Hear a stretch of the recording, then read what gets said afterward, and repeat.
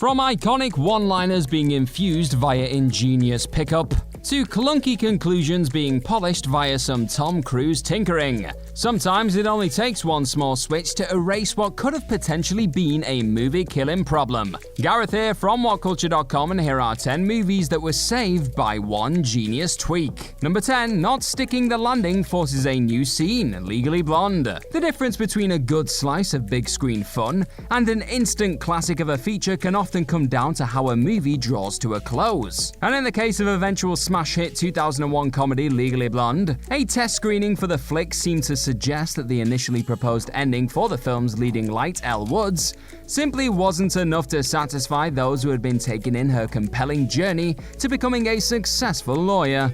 So instead of unleashing that first ending, which saw Elle taking part in a pretty traditional rom-com finale, involving her kissing the guy and eventually handing out blonde legal defense fund pamphlets a year on from her triumphant trial victory, the folks behind the picture forged a swift new finish to the film.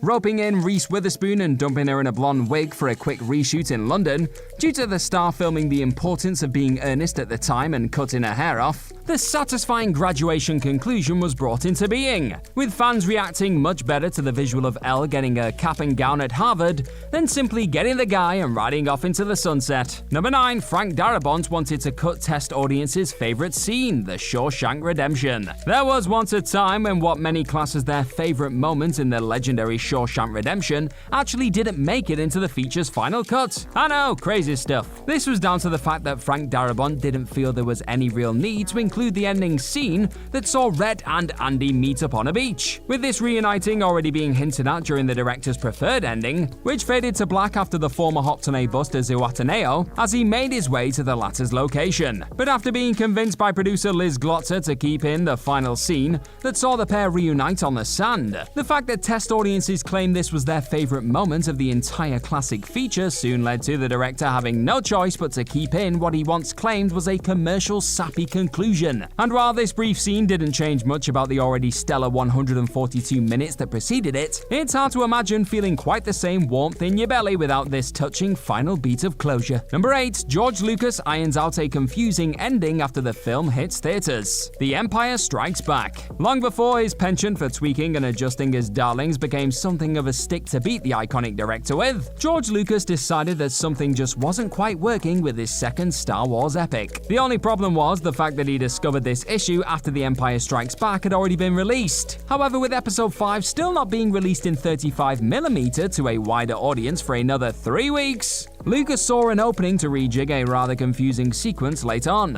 As revealed on StarWars.com later down the road, ILM General Manager Tom Smith took a phone call from Lucas stating that we need some more shots for Empire, due to the geography of the ending scene being a bit confusing, with it initially not being clear where Luke and Leia were in relation to Chewie and Lando on the Millennium Falcon. 3 new special effects shots were created to clear up the whereabouts of our heroes, those being a shot of the Rebel fleet showcasing how there were more ships present than just the Falcon, a closer shot of the iconic light freighter, and a panning shot from the Falcon to the Rebel medical frigate. It's a tiny detail, but one that saved the film from potentially leaving many fans a touch puzzled after such a compelling middle chapter. Number 7, swapping Tig Notaro in late on papers over controversy, Army of the Dead. There was once a time when the sort of real-life curveball Zack Snyder was thrown in the lead-up to the release of Netflix's horror heist flick Army of the Dead would have left the director's flick in some serious peril. However, thanks to the wonders of modern technology, Tig Notaro saving the day and stepping in for Chris D'Elia due to a number of sexual misconduct allegations being made against the latter after the film had already wrapped was pulled off rather seamlessly, it must be said. Filming her scenes over the course of just 14 days opposite an acting partner in front of a green screen, Notaro's Marion Peters was laced into the finished article via CGI.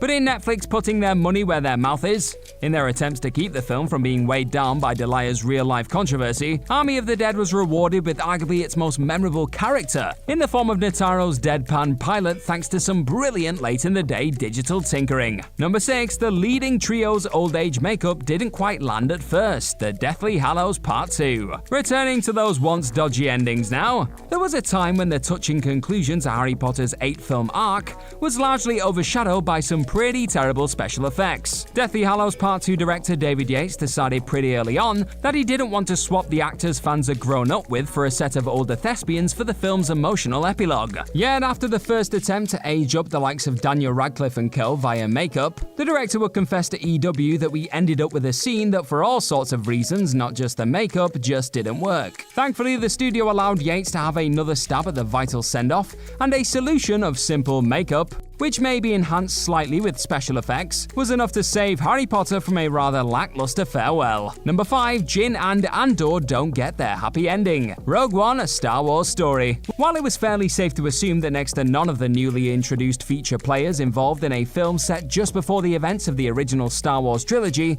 were expected to live past the film's final scene, Gareth Edwards was very much aware of the studio he was dealing with when bringing Rogue One to life. And so the director understandably accepted early on that Disney weren't going to be all that keen on the concept of killing off pretty much every single hero involved in the gripping spin-off. Only after presenting the first draft of the script to the House of Mouse and Lucasfilm that saw Jyn Erso and Cassian Andor actually making it off Scarif alive, Kathleen Kennedy asked, well, shouldn't they all die? Sure enough, after getting the green light to do just that, Edwards set about forging a flick that produced one of the most tragic and impactful final sequences in modern blockbuster history, with Erso and Andor's sacrifice for the greater good, undoubtedly elevating Rogue One to the status of instant classic. Number 4, one slight change in reshoots changes America Chavez's entire outlook. Multiverse of Madness. Easily one of the major highlights of Sam Raimi's creepy spin on all things Doctor Strange came in the form of Shotzi Gomez's multiverse-hopping America Chavez. From the get-go, fans come to realize that this powerful youngster is far from the finished article, with her lack of control over her raw power